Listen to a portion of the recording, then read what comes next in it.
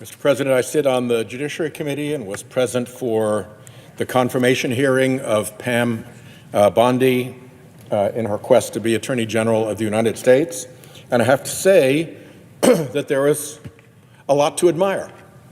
She had been a competent prosecutor for many years. She was the twice elected Attorney General of a major state, and she said a lot of the right things about independence of the department and rule of law. What I couldn't get over was how things changed when she got to a topic that would have been sensitive to Donald Trump, something that would have gotten Donald Trump all twitchy. When she hit those topics, it was like, watching the plane fly into the Bermuda Triangle and all the navs and comms go crazy. She couldn't say obvious things like, did President Biden win the 2020 election? That's an easy answer. Yes, he did, sir or ma'am. Super simple.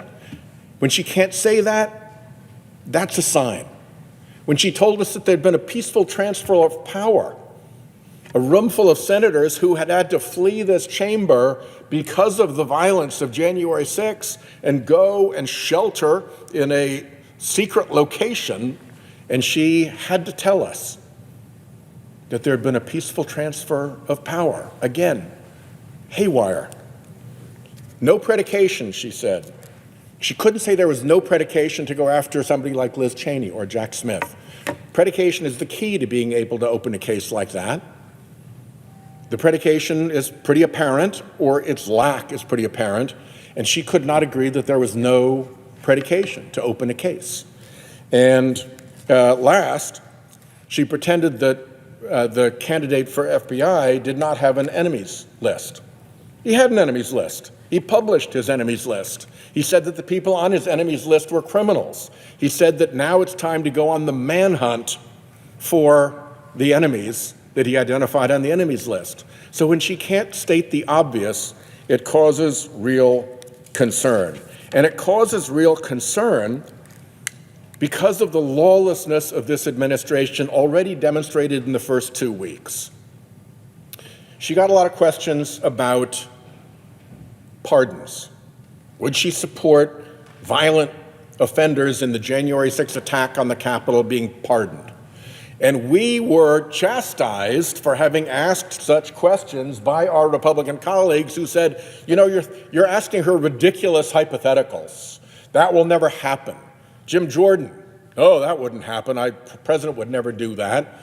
Over and over again, Republicans said, that will never happen. Well, what happened? He pardoned the violent offenders. In fact, some of them are already up to no good again. We've got some arrested for assaulting police officers. We had some shot in a violent confrontation with police officers. This is just in the 2 weeks since their pardons. And here, soliciting a minor. That's the quality of people that the president was willing to pardon. So those pardons are another signal about a very strange and dangerous time that President Trump is taking us into. As my colleague from Vermont just mentioned, we've got these little characters, I call them the muskrats, running around in Treasury, running around over at USAID, getting into systems where they have no business, where apparently they're not just able to get into the payment systems for Social Security and things like that, tax refunds, whatever, but they can actually manipulate the systems. And they can leave back doors so that Elon Musk can continue to access that data even after this raid by his little muskrats is over. We don't know the details of what they've done, but there are probably a great number of laws, including privacy laws, that they are violating by running around without proper authorization through these enormous accounting databases. And of course, the billionaires that helped bring Trump to office live off data. Now they've got access to one of the biggest data sets in the world. You think they're going to be responsible about that? I sure don't. Right now, in Rhode Island, funds are frozen and people can't get straight answers about how they'll ever get access to funding that has been duly appropriated, authorized, and obligated. The freeze of those funds by the president is now in violation of not one but two court orders.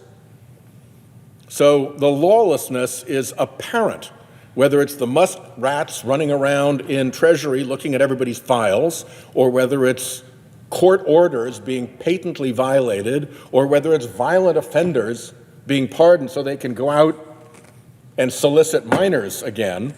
I mean, the whole thing really calls for probity and good judgment and adherence to constitutional norms from an attorney general. And when she can't answer as simple a question as did President Biden win the 2020 election, my alarms go off. And they particularly go off when we get to her FBI director, Cash Patel. She suggested that she'd be able to rein him in. I have my doubts. He made completely preposterous explanations of how his enemies list wasn't an enemies list, even though he had called those people criminals and that there would be a manhunt for them. He denied having a role with the J6 Choir, which was a singing group of violent attackers from January 6th. And he had taken credit for producing their recording, but pretended he didn't know that they were January 6th violent attackers. He said that he assured us that FBI agents would be protected against political retribution, which was beginning as he testified, and which is going on at the department right now, massive, unprecedented political retribution. He won't tell us what he told a grand jury in proceedings in which he pled the Fifth Amendment. Well, if you plead the Fifth, and then you go into a civil proceeding, you having pled the Fifth is something that the civil attorney can use against you. It's called the adverse inference. A jury can draw the conclusion that the testimony that you would have given had you not asserted your Fifth Amendment privilege would be harmful to your case. They are legally available to reach that conclusion. A judge will instruct them that they may reach that conclusion. And here we are in the Judiciary Committee, and we can't get an answer from this guy about his grand jury testimony. We know he pled the Fifth, and we're not supposed to take the adverse inference that a regular jury would take from pleading the Fifth? It is a mess. This guy, Patel, went into a court in Colorado to testify for Trump. How'd he do when he went in front of that court and testified? Well, the presiding judge said that he, I'm quoting here, was not a credible witness. His testimony was illogical and was, quoting again, completely devoid of any evidence in the record. Okay, so I used to be a United States attorney, and we used to take FBI agents and we would put them into court to make cases. If an FBI agent working for me had gotten that kind of a response from a Rhode Island district judge, that he was incredible, that he was making testimony that was illogical, that he could not be believed, there would be repercussions. We'd need to see if that was a Giglio disclosure problem for this person. We would need to understand why this FBI agent couldn't be trusted by a federal judge. This isn't just an agent. This is the guy who wants to run the FBI.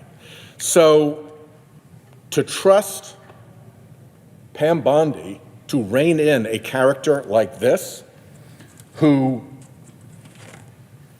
has virtually no experience that would qualify him to lead the FBI, says former Attorney General Bill Barr, who has ideas that are ludicrous, absolutely unqualified for this job, untrustworthy, an absolute disgrace to even consider him.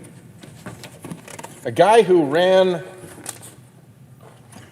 onto his website, Cash Patel Retruthed, imagery of him chainsawing his enemies list people. This is actually a video clip. We can't play it here, but it's a video clip of him chainsawing through his enemies list. And he thought that was cool to retruth. That's the kind of person we're dealing with. Pam Bondy's going to be able to restrain him? Not if she can't even say that Joe Biden won the 2020 election. This was his last comment. He said I'd misquoted him. To the press, we're going to come after the people in the media who lied about American citizens, who helped Joe Biden rig presidential elections, like he didn't win it. We're going to come after you, whether it's criminally or civilly. We'll figure that out. But yeah, we're putting you all on notice. That is what is coming to the Department of Justice. The FBI is in danger of being turned into the political enforcement weapon of this president, who is already breaking the law over and over again in just the last 2 weeks, and a woman who cannot say that Joe Biden won the 2020 election, I believe, is not going to be able to restrain this kind of misbehavior, let alone the kind of misbehavior we are seeing out of the Oval Office. So regretfully, because there was a lot to like about Ms. Bondy, regretfully, I cannot possibly vote to confirm her, and I yield the floor.